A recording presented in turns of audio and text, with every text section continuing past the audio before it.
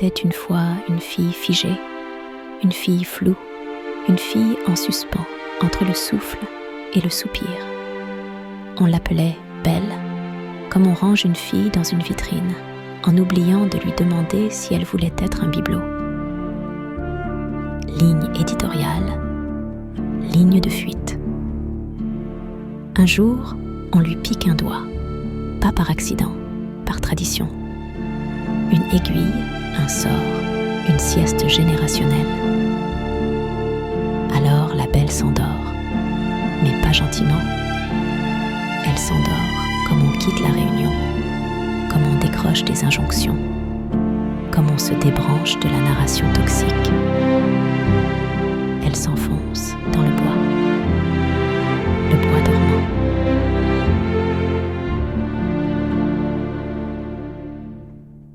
Un endroit plein de mousse mentale, de branches qui chuchotent des non, des peut-être, des laisse-moi tranquille en fait.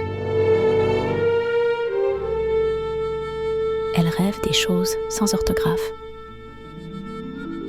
des mots bougies, des sorcières de paille, des femmes brouillards en colère douce. Dehors, le temps ronronne en boucle. Un prince arrive, avec sa bouche pleine de légendes et de solutions non sollicitées. Il tente un baiser. Le genre de baiser qui croit guérir alors qu'il colonise. Mais la Belle lui murmure à travers les dents fermées.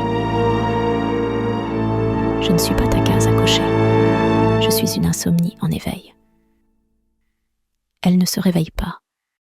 Elle se lève, lentement. Elle plie les draps comme on enterre une époque, met des ronces dans ses cheveux et chausse des bottes de 7 refus. Puis, elle quitte le conte. Elle sort de la page. Elle devient hors texte. Et dans son sillage, des centaines de dormantes s'étirent, défroissent leur peau et se mettent à rêver debout en majuscules. Marchant pieds nus sur les clichés, les femmes aux doigts piqués, aux lèvres cousues et au cerveau en veille, ont formé une armée de somnambules lucides. Des belles, oui, mais surtout des vivantes, prêtes à en découdre.